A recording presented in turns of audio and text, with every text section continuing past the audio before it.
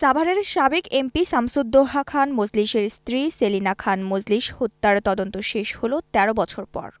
Police বলছে, মেয়ে ও তার প্রেমিকের হাতে খুন হন এই গৃহবধূ। পিবিআই সদর দপ্তরে সকালে এই নিয়ে সংবাদ সম্মেলন করেন বাহিনীর প্রধান বনজ কুমার মজুমদার।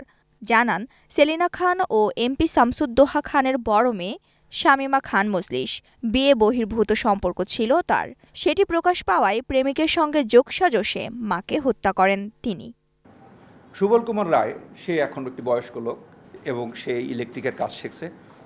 আমরা তাকে একসময় অ্যারেস্ট করি এবং অ্যারেস্ট করার পর সে স্বীকারোক্তিমূলক জবানবন্দিতে তিনি বলেছেন যে তিনি ১৯৯৮ সাল থেকে ওই বাসায় যান। ভিকটিমের বড় মেয়ে শামীমা খান মজলিসের হাজব্যান্ডের সাথে বিভিন্ন ব্যবসা বাণিজ্যে জড়িয়েছেন। একসময় এই শামীমা খান মজলিসের সাথে শারীরিক সম্পর্কে বা পরকীয়ায় জড়িয়ে যান। বিষয়টি ২০০৫ সালে জানাজানি হলে একসময় তাকে মারধর করা হয় বা তাকে অপমান করা হয় এবং সে ওই বাসা থেকে চলে যায়।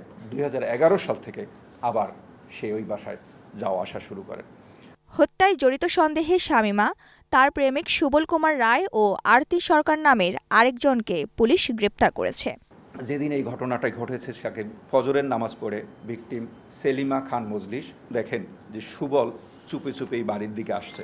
উনিও নিচে চিৎকার করতে করতে নামতেছিলেন এবং তখন সুবল এবং শামীমা তিনিও উপরে যান মার চিৎকার থামানোর জন্য। তারা দুইজনে রিকোয়েস্ট করেন, মা চিৎকার চেঁচামেচি করা শুরু করেন।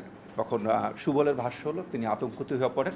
তখন পাশে ছিল একটি ফল কাটা ছুরি, সেই ফল কাটা ছুরি দিয়ে এক পাশে 2 পোজ দেন এবং আর এক পাশে আরেকটি পোজ দেন।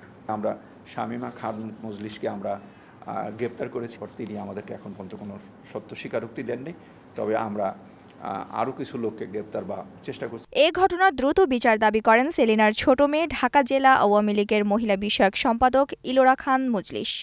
১৩টা বছর আমরা যে কতটা মানুষের কাছে দাঁড়ায় দাঁড়ায় যাই ঘুরছি আমার মার একটা বিচারের জন্য, কারণ আমার মা তো অনেক ভালো মানুষ ছিলেন।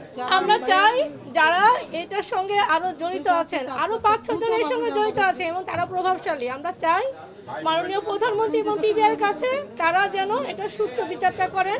২০১১ সালের ১৪ জুন ভোরে রক্তাক্ত অবস্থায় সাভার দক্ষিণপাড়া এলাকার বাড়ি থেকে সেলিনাকে উদ্ধার করেন স্বজন ও প্রতিবেশীরা। হাসপাতালে নেয়ার পর তার মৃত্যু হয়। মাহিলা ইসলাম, নিউজ টাইম, ঢাকা।